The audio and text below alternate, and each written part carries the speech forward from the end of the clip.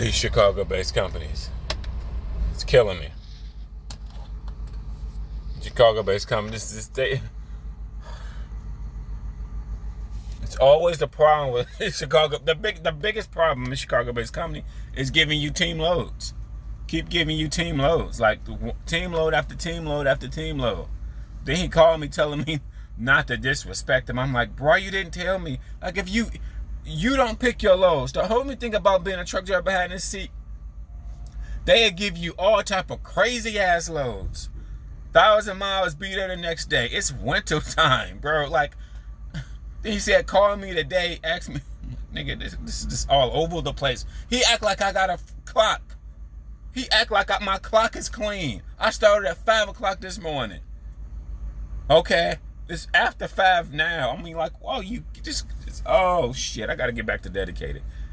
God, these Russian companies, bro. Like, god damn it.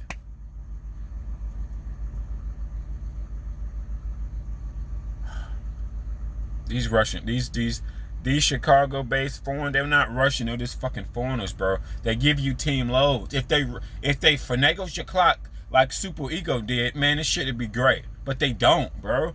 Like, they act like we can be Supermans with loads, bro. We can't, bro. Like, oh my God. You go to all these different, you deal with so many different variables.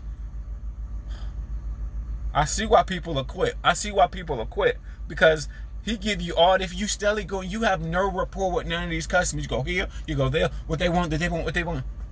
Okay, sometimes when you are late to loads, some people don't unload you. They go by appointment only. Some of them, you don't know what type of shipper this is. You don't know.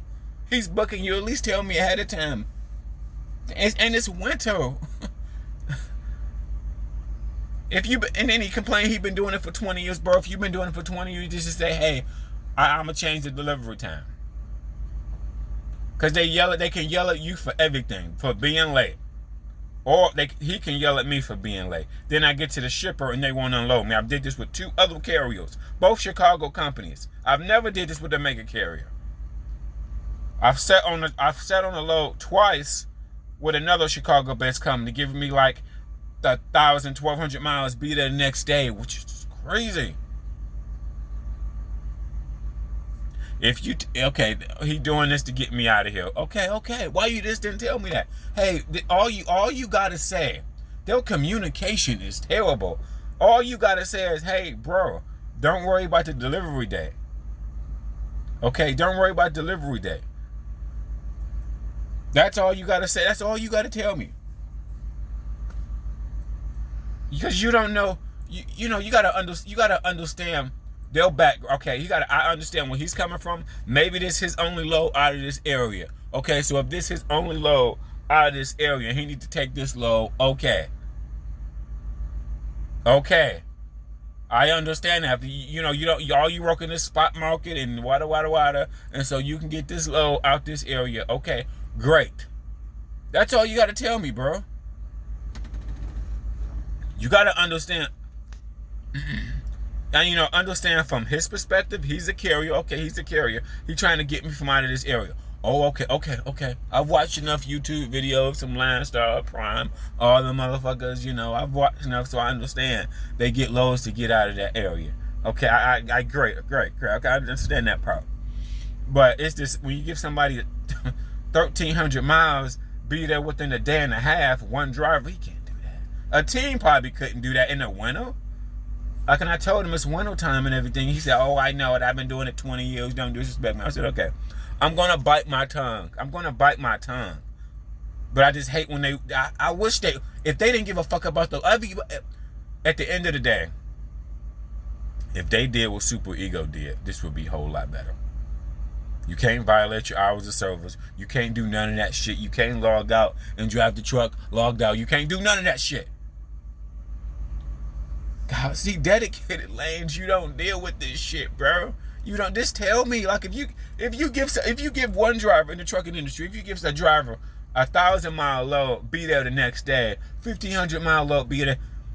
You don't know, like when you're doing OTL, you don't know till you put it in your GPS. Then you realize, oh wow, okay, it's 1,000 miles.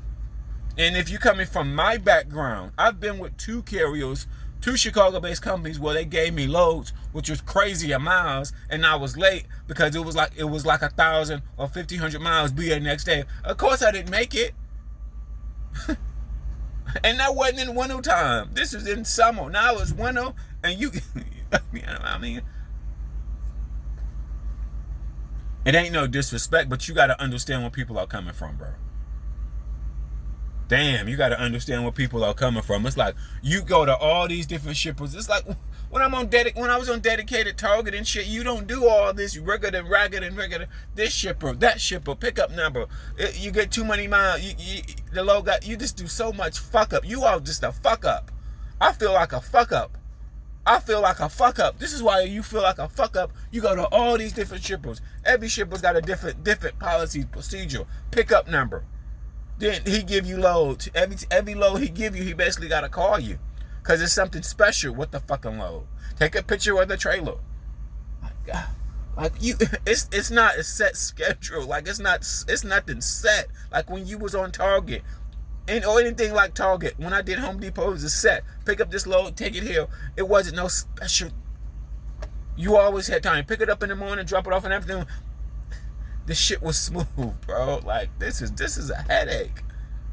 This is a headache all around. They don't reset your clock, it'll be different. If he reset it, my clock, it'll be different. They don't finagle your clock. At least give me a heads up. He said I've been doing it for 20 years, bro. I'm just like, this is only my second week with this motherfucker, and it's going terrible. It's going terrible. It's like, it's going terrible, bro. He don't want me to leave a shipper. He said, when I leave a shipper, let him know. Don't leave a shipper. When I get unloaded, stay at the shipper. He's going to give me another load. Okay, which I did. All I know is that I believe when you're late, the broker don't like working with late people. On top of that, late carriers. On top of that, as a driver, what I see, some carriers, when you are late, some people, when you are late, they will not unload you. They will make you wait till the next day, or they will make you wait a week. I've waited a week to get unloaded. Like if you're coming from my background, if you waited a week, you don't know these shippers. That's all. That's just OTR has no nothing, bro. It's just, this shit is just terrible. This shit is just terrible, bro. This shit is terrible. You have no rapport. You still going places you don't know.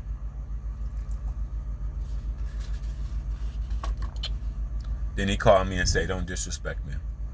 I'm like, bro, all you gotta do is send me the load and say, hey, don't worry about the pickup time. Like, if you've been doing it if I give a load, when they book the loads, this is what they know. What they know that when they book the loads, they see how much the loaded miles is. They see the miles, okay? They see all that bullshit. So when they book the load from the load board or wherever they booking it from, it shows you how much the load pays and it shows you the mileage and all that shit. It shows you that real quick. I've seen enough load boards on YouTube to know that. So they know that before they even give it to me. That's all, man. I'm not trying to do. You want to do your job. You want to know what to expect. God damn it, bro. It's winter. And I told him it's winter, man. This should be 3-4 days. Like 1,300 miles. I don't got no clock. It ain't no discussion. He should have said I can change the load time. Damn. It ain't no discussion. You don't. Okay. Well, if you're such a veteran and you know how to book loads, and if you're such a veteran during the 10 years, it ain't no discussion. The discussion is, I can move. We're gonna move this. We're gonna move the delivery date, the drop off date. That's all it is. Okay, if you can do that, great. Don't worry about where I'm at. That's all. All you gotta do is tell me that. Don't worry about it. I know you can't get it there on that day. Okay. God damn it, man. It's no scheduling. You have no rapport. You just steadily growing random ass places, random ass loads. You deal with so much different shit. My God, he don't know what I'm dealing with. Okay, I understand. He said he'd give me the load to get me out of there. If he would have texted and told me that, great. But I'm the driver, so I'm supposed to get it there on time, right? Right. And I've been to 2 different carriers where they've gave me ridiculous loads, and I've sat on loads for a week because the shipper would not unload me. Or I've been late to places, and the shipper would not unload me that day, the next day. Or they had to wait a week. I've sat on loads for a week. Now you got to understand where I'm coming from. I'm coming from a snowstorm. I'm still in a snowstorm. Okay, to leave to go back out of here, I'm going to go through a snowstorm, a recovered snowstorm. So the roads probably ain't going to be all cleared. They'll probably not. Okay. Got to understand where I'm coming from. Okay, and any argument, when somebody has an argument, come understand where they're coming from. Then understand where I'm coming from. He is the manager. He knows more than what I know. All I know is that going to a shipper late, you can sit on the load for a day or a week. That's what I know. That's what I fucking know, bro. No disrespect to him. And then if you have that authority, him as being a manager or dispatcher, just let me know, bro. Just say, hey, I don't know. You don't know how much a load is going until you put it in the GPS, bro. Fuck. Now I figured it out. Man. I just want to do my... Damn, it's like the second weekend with so many... I feel like I done had so many fuck-ups. Going places, wrong number, went into a rental storm, being late. I mean, I just been here the second week. Fuck. I didn't do this on Target. I didn't do this on Sam's Club, bro. It was smooth sailing. This OTL shit, like every load he call, you give you special instructions. Some of these loads you need special instructions. This is just like fuck, bro. This is Roser. Oh God, you don't know, you just God, man. I'm out here dealing with the shit in the snowstorm. He don't even give you a break. He don't. Like I only got 2 hours left on I started at 5 o'clock. It's like I don't know what time is it now, but I'm about to go in hours of service violation because I sat for hours waiting for the snowstorm. I just think sometimes they think we can drive like crazy. Like I can't. I'm gonna pick this load up and have to go to the truck stop. I can't violate my hours of service because he's gonna be calling me. I've tried logging out and driving. That you can't do that. They give you crazy loads, but they don't break no hours of service violation. Ain't that ass backwards? God damn it, bro. At least Super Ego reset your time clock. These motherfuckers, I just don't want to get to a shipper and wait. That's all. I have no rapport to these shippers. That's my only thing. I have no rapport with these shippers. You don't know if this shipper is a open appointment or if it's an appointment only. I just said, all right, bro. I just said, okay. God, I don't. It's only week number 2, and these loads has been fucked up. Every load has been probably something. I'm fucking ready, bro. I mean, like every load. The first load I got, I think I waited 5 hours to get loaded. And then I went to the drop-off. Amazon took like 6 hours to unload me. I did get detention pay. Okay, I got detention pay. But nothing went smoothly, bro. My first load, I went to the shipper too late. I waited there 3 hours. They wouldn't load me early, so I waited. So that took about 5 hours. Then I went to Amazon early. Then Amazon rejected me, told me to come back because I was there too early at Amazon. And so I came back to Amazon. Then when I came back to Amazon, they still took about 5 hours all night to unload me. I fell asleep waiting for them to call me. They never called me, but they unloaded me that morning. That still took another 2 hours. So that was like hours and hours and hours, bro. That's like, oh shit. This is terrible. This is a terrible experience, bro. He ain't nice worth a damn. He is mean. He don't give a fuck about the driver. He don't. He's not nice at all. You know, I respect that he got to get a load out of here, right? If he would just told me that, hey Q, I'm getting a load out of here, so just chill about that delivery date. God, man. See, it's two sides to every story. I'm coming from winter time, and I got to drive all the way over the country, and in 1,300 miles, be there next day, or in a day and a half, which is impossible. Okay, and in winter, I've set on loads for being late, so I'm traumatized and don't want to be late because I've set on loads with 2 different carriers for giving me super fucking loads. That's all. God, man, this is only 2 weeks. I'm only my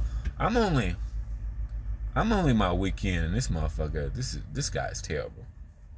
This guy is shitty. If you've been doing this for 20 years, why you just ain't say, hey?